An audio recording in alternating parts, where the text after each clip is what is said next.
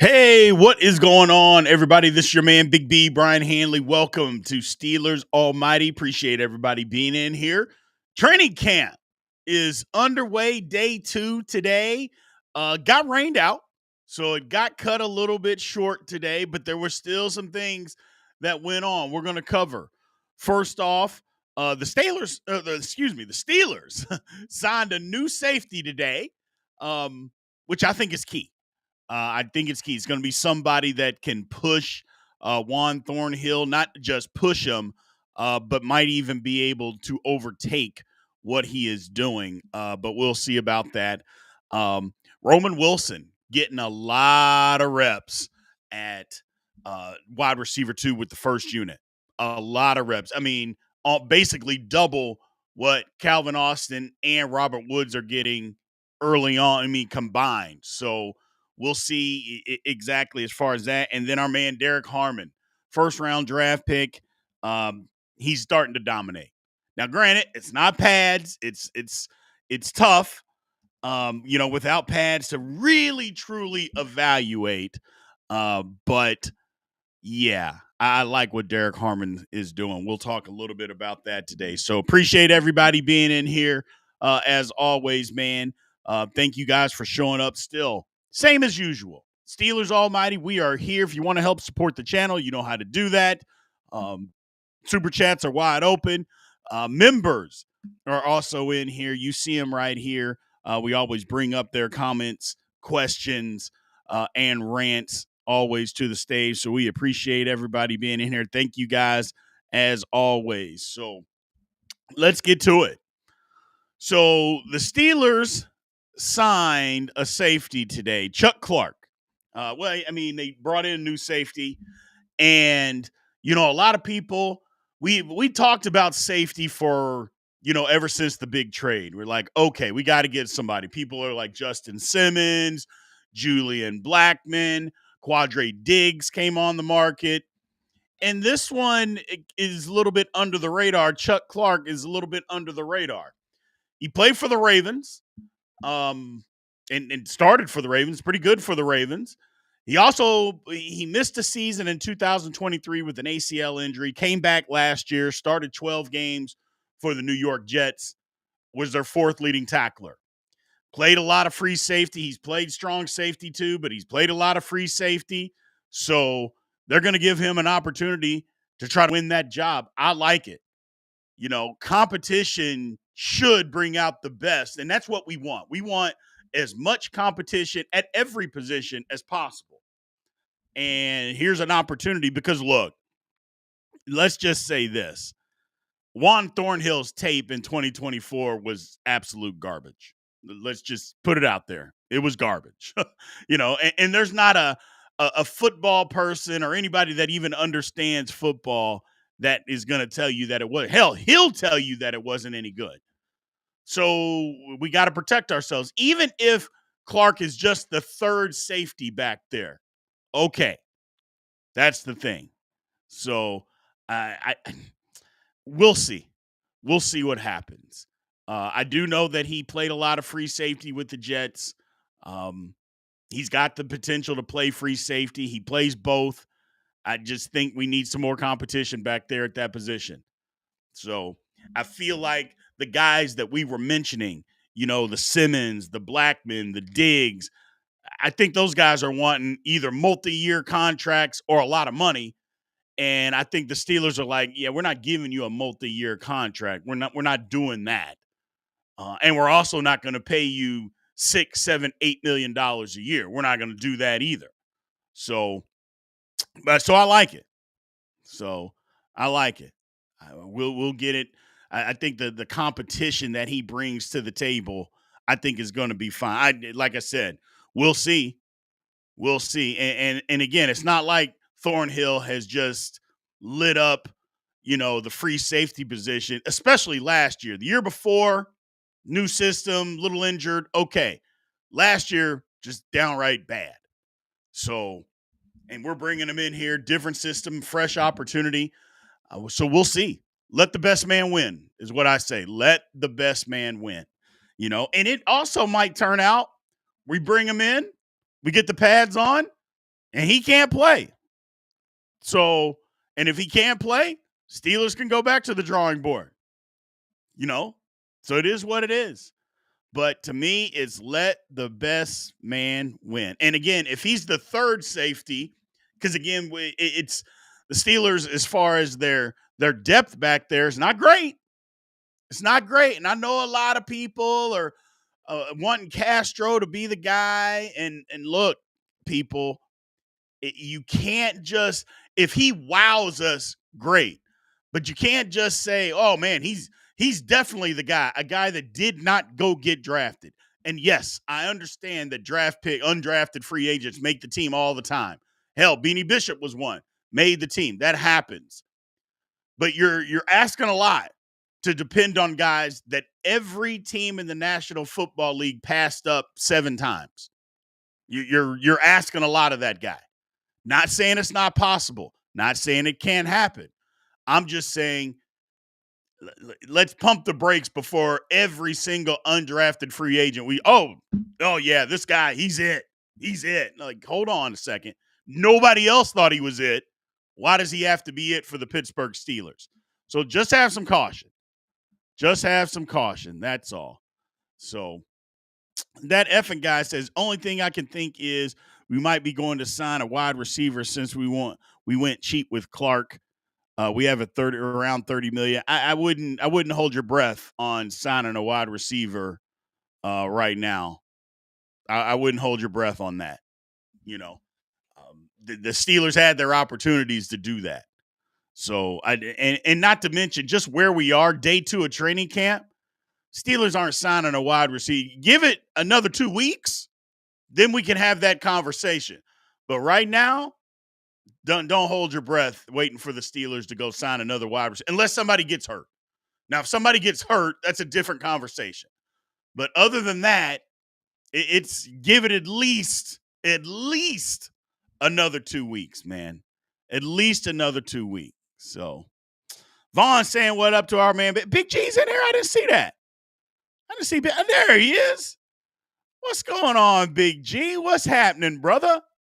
I did not see you in here today. Appreciate you jumping in, chit-chatting with us. But yeah, the practice got cut short today. It started to rain, so they headed in.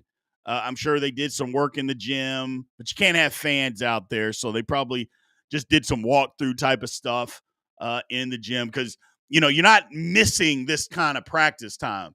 It might be a lot of physical stuff, but you're not going to miss the mental work that can get done. So I'm sure they absolutely finished that part of it off, and then went back to meetings. So again, just day 2 of training camp. Day 2 of training camp. Moving on, our man Roman Wilson. Look, I know there's a lot of us, myself included. You know me. I'm not going to be a hypocrite. Extremely discouraged by what we saw out of Roman Wilson last year. Just extremely discouraged. Couldn't stay healthy. Didn't get an opportunity. Steelers didn't even trust him to put him out there when he finally got healthy. Extremely discouraged.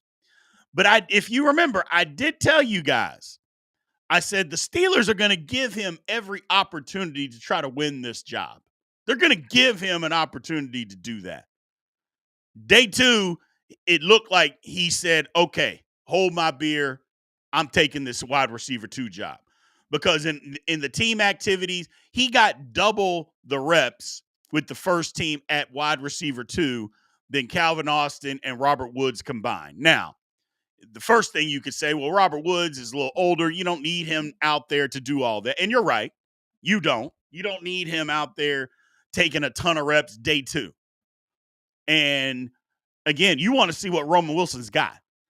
But if we all remember correctly, Roman Wilson looked this good last year before the pads came on. If y'all remember, he looked good in OTAs. He looked good in minicamp. He looked good in rookie minicamp. He looked good the first 4 days of training camp last year. And then the first day they put pads on, he got tackled and rolled his ankle and was out for over 2 months. So I'm excited about it. but I just want to be realistic about it because if y'all remember, that was the thing is that he looked good during all this stuff last year. All of it. How's it going, S. Palmer? Appreciate you being in here, man. So hopefully, he can continue and earn this job the right way. I'm excited to see what he's going to get. And the Steelers want him to win the job. We keep talking about it, and we will keep talking about it. The Steelers want him to win this job, ladies and gentlemen. There is no ifs, ands, or buts about it. They want Roman Wilson to win this job. Whether he can do it or not, it's a different conversation. But there's no doubt the Steelers don't want to have to go out and get another receiver. They don't want to have to do that. They want their third round pick, just like any franchise would want their third round pick from a year ago to pan out. That's what they want. That's why they drafted him. They didn't draft him so 2 years in he's the wide receiver number 4. That's not why they have him on the team. That's not why they draft him in the third round. So I'm excited, but again, we got to just look at it realistically. Let it play out a little bit. Don't go overboard after one practice. But I will say this. He was cooking people today. Roman Wilson was cooking people today. So look good out there. Look good. 7 shots. The Steelers, they take 7 shots, a goal to go, 1 play going into the end zone. Well, I guess it's technically 7 plays. They did 7 shots today. Offense ended up winning 4-3. Now, kind of, they won 4-3 because the very first snap, it was a bad snap by Zach Frazier, went through Aaron Rodgers' legs. I'm like, man, are we going to have to deal with this all year? First play is going to be just terrible. Yesterday, Rodgers threw a pick. Today, bad snap by Zach Frazier. So we'll see what happens. But yeah, it was interesting. Offense won. There was a couple interceptions. Rodgers threw a touchdown to Freiermuth at the end. Will Howard threw a touchdown. Mason Rudolph threw a pick. Will Howard threw a pick. But that's okay. I mean, it's like we talked about yesterday. Quarterbacks are going to try stuff early in camp, try to fit a throw in somewhere where maybe they normally wouldn't do. Well, they did that today. So I was real excited about that. Saw a lot of stuff. On the injury front, same old, same old. Siamala still working off to the side. Jonnu Smith, second day. I mean, he's day-to-day. Mike Tomlin said he's day-to-day, but they haven't even said what his injury is. So he did stretching, but then he didn't do anything else. Ryan McCollum did individual drills, but he didn't do any team activity. He didn't do any team stuff. So we'll see. We'll see. Digital says that Freiermuth needs to step up and be our number 2 pass catcher. I mean, yeah, anybody, whoever. We need several people to step up, not just him. I don't want to put it all just on him. Hey, Wes, what's going on, man? What's going on, Dylan? Appreciate y'all being in here. As a reminder, today's Friday. In the off season, I guess technically it's still the off season. We're doing our podcast today because of some schedules that everybody's got a life. We're going to be doing the podcast. We're going to be doing it live today and doing it at 8 Eastern, or excuse me, 7 Eastern and 6 Central. We're going to do it live. Same time as usual, 7 Eastern, 6 Central, but we're going to be doing it live. Now, I won't be in the chat, so if you guys get in there and you get in the chat and I'm not responding to you, it's not that I'm being disrespectful or anything like that. It's just the podcast is not necessarily built to do a chat format. So I appreciate you guys being in there and showing up like you guys always do, man. But we'll get that thing done, and it'll be done today. So, but Derek Harmon. Now, again, it's tough. No pads. But Derek Harmon is at this point, 2 days in, looks like the real deal. Can't be blocked. So for For everybody worried or maybe nervous about what Derek Harmon can do up to this point, again, I'm the guy that's always going to temper expectations until we start seeing some more realistic stuff. Um, and I don't get too excited too early. I'm never the guy that gets excited too early. I'll talk about it and mention it and appreciate it, but I don't talk about it too early. But Derek Harmon, at this point, ladies and gentlemen, he looks unblockable. So, looks unblockable. Bernard Nixon with the super chat. We appreciate you supporting the channel. He says, what do you think about Chuck Clark? I think he's there to add depth, and he's going to push for a starting spot at free safety. He did more snaps playing deep safety than he did down in the box safety last year. He was the fourth leading tackler for the Jets, played 12 games, started 12 games. So here's what I would say. Comparing his 24 tape or 2024 tape to Juan Thornhill's 2024 tape, if you just look at them side by side, you're going to say, why isn't this guy the guaranteed starter at free safety? Because Thornhill just wasn't good. But we'll see. We'll see. He's got to fit in, know what he's doing, but he's a proven veteran. And again, we've talked about this. You don't have to have the best safety in the league. Don't get me wrong. It doesn't hurt to have it. But when you've got really good corners, you don't have to have the best safety that's ever walked the face of the earth. So here's something that, Jalen Ramsey said, I'll play corner, I'll play safety, I'll play slot. Wherever it is, I'm a football player, I'm going to go play. And for that, I agree. But the next thing out of Jalen Ramsey's mouth is what I love. He said, however, they're not paying me the kind of money that they're paying me to not be involved in making plays. I mean, Jalen Ramsey's been listening to Steelers Almighty, because that's the whole thing that we've said the entire time about Minkah Fitzpatrick. It was, hey, you're paying him, the man $18 million. You're not asking him to do anything.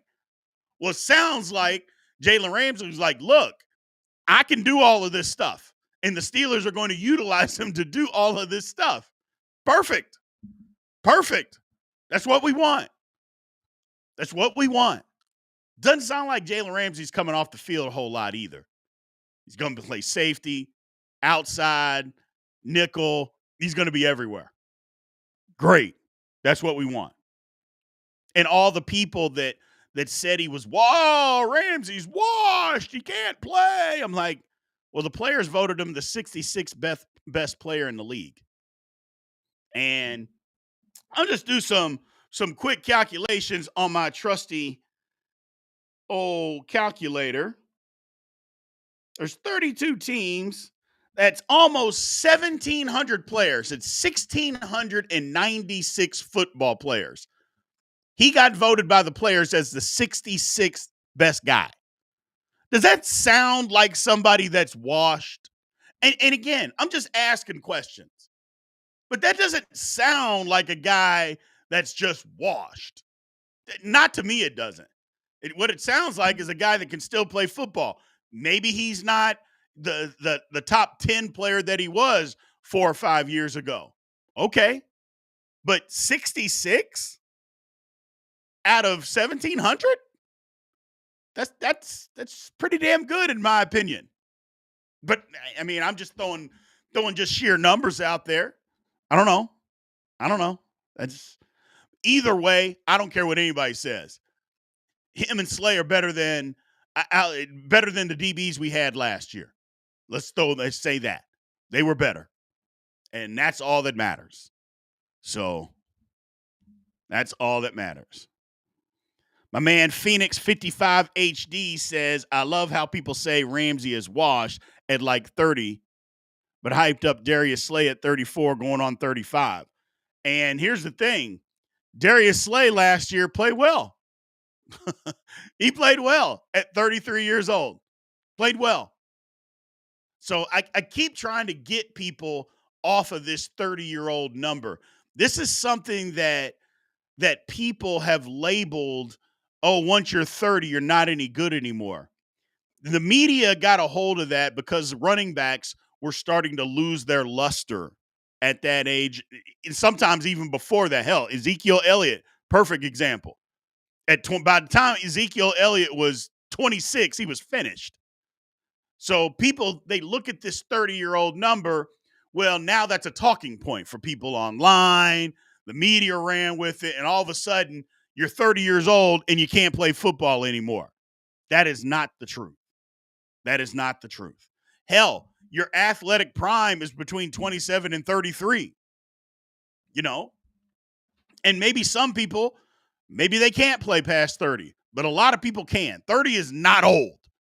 It is not old. It's not even old for a football player. You know, what Darius Slay is right now, 34 years old, yeah, that's old for a football player. But at 33, that is too. And he didn't look old last year. That's all I'm saying. He didn't look old last year. And that's the difference, you know? And especially with all the technology and the weight training and the way people can eat nowadays, there's so much more technology. Guys can take care of their bodies better.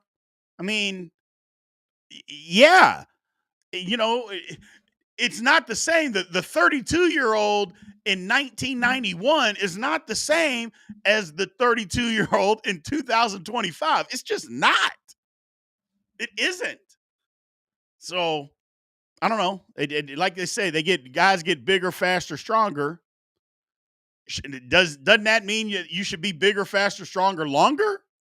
I don't know. Maybe I'm not the right person to talk about it because I'm just fat. That's all. So who knows? Who knows? A man, Christopher, with the super chat here. We appreciate you supporting the channel, man. He says good corner play takes pressure off the safeties, and good D line play takes pressure off the DBs. I think we'll have a top 3 defense. I'm excited. You know, Christopher, you're a man of many words, and we love it because we have said the same thing. That's why you don't have to have the world's greatest safeties if you've got good corners. But more importantly, if you've got a good, consistent pass rush, your corners don't even have to be great. And the Steelers tried to get away with that last year. The problem was they didn't have a good enough, consistent pass rush. And that was the issue, you know, as the season went on. And as vanilla as we were, things didn't change. People figured us out. It became a problem. And that was the problem with the Pittsburgh Steelers. So we'll see. We'll see. Things definitely have to change. We've been seeing a lot. TJ Watt lined up a lot on the right side of the defense today. Alex Highsmith lined up on the left side. They're just changing things up. And I know this is an opportunity to try new things. I know this is the time to try it. Well, okay, great. This is the time to try it.